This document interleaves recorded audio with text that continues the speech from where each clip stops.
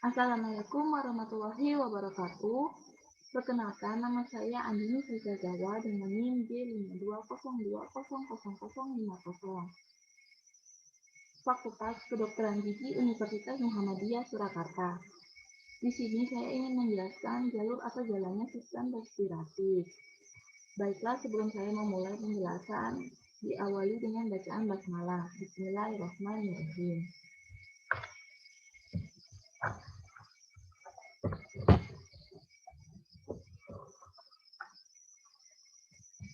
Baiklah, jalur sistem respirasi yang pertama itu yaitu dilalui dengan kafum nasi. Kafum nasi itu di bagian sini.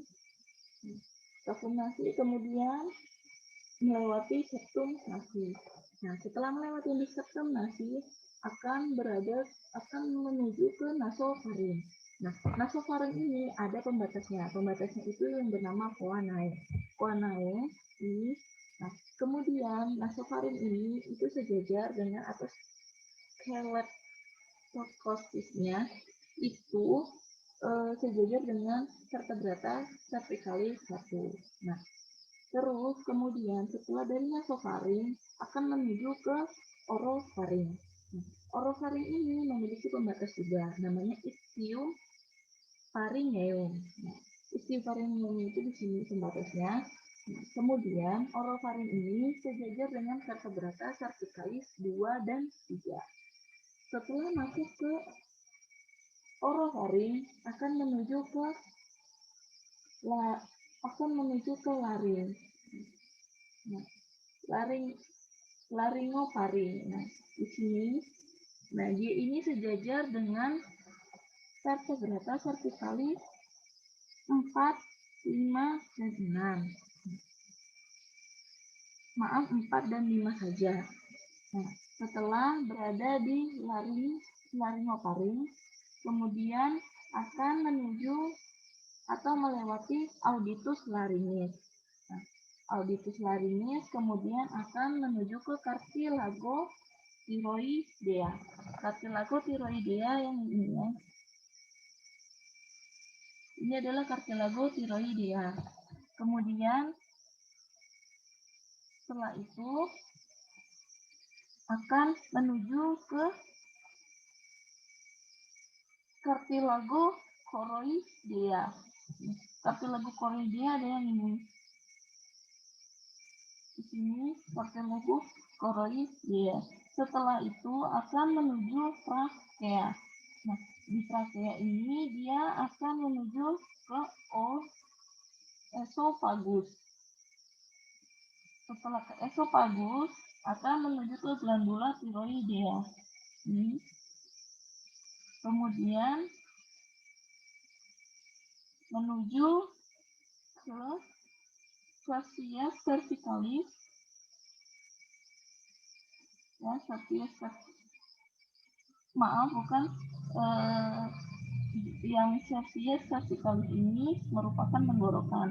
Jadi setelah menuju trachea akan menuju ke esophagus.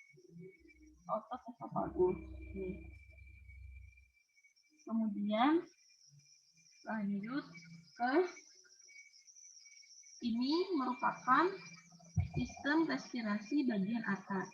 Sistem respirasi itu dibagi menjadi dua. Ada sistem respirasi di bagian atas dan sistem respirasi bagian bawah. Yang ini merupakan sistem respirasi bagian atas. Sistem respirasi bagian atas itu dari kafum nasi ini sampai ke faring. Nah, kemudian sistem respirasi bagian bawah itu dari laring, trachea sampai menuju ke, sedangkan organ respiratori bagian bawah itu dari laring sampai menuju paru-paru. Baiklah, selanjutnya saya akan melanjutkan jalur sistem respiratori.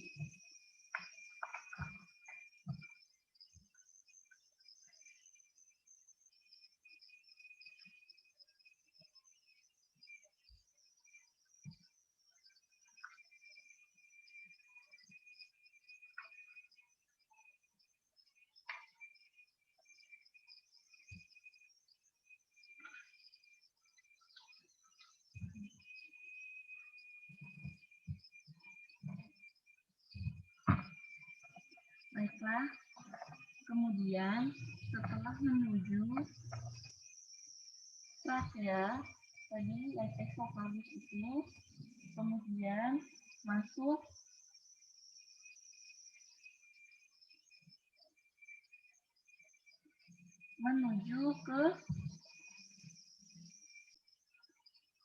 menuju ke paru-paru. Ini adalah paru-paru. Nah, ini. Kemudian pada sudah menuju paru-paru, di paru-paru terdapat bronkus. Nah, di bronkus itu terdapat ada yang namanya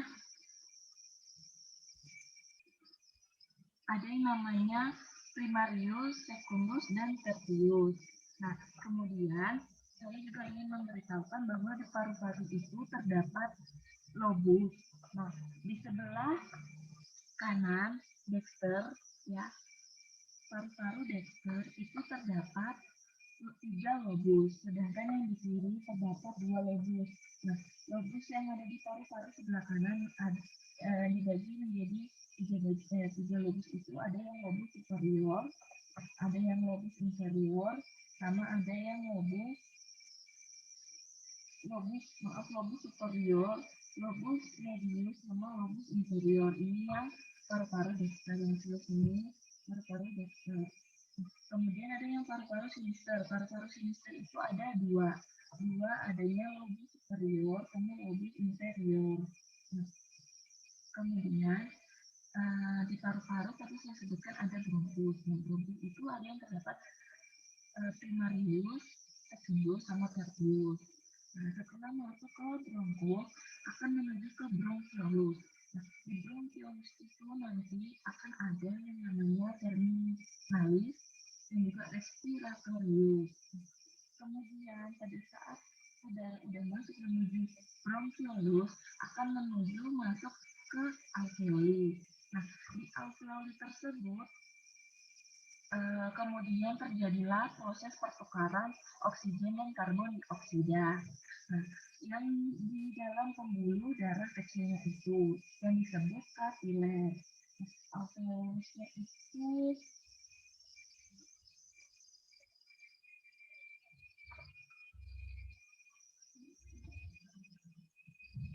alveolus yang di bagian dalam alveolus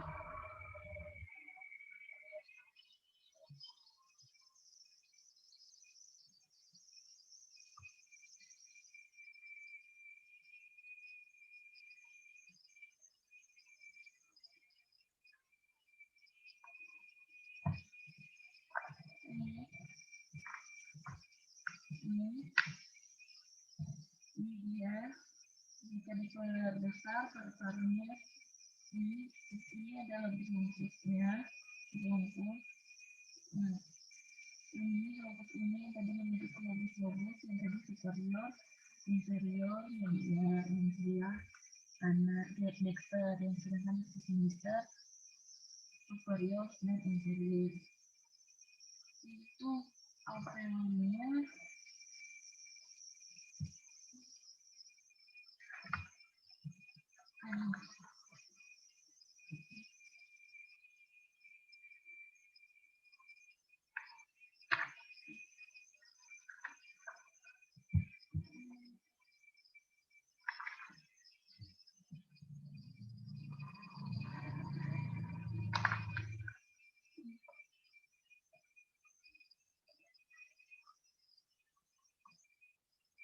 Pokoknya yang terjadi pertukaran CO2 dan O2 itu terdapat di alveoli.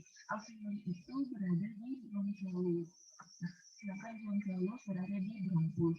Nah, kemudian setelah terjadi pertukaran darah, kemudian pertukaran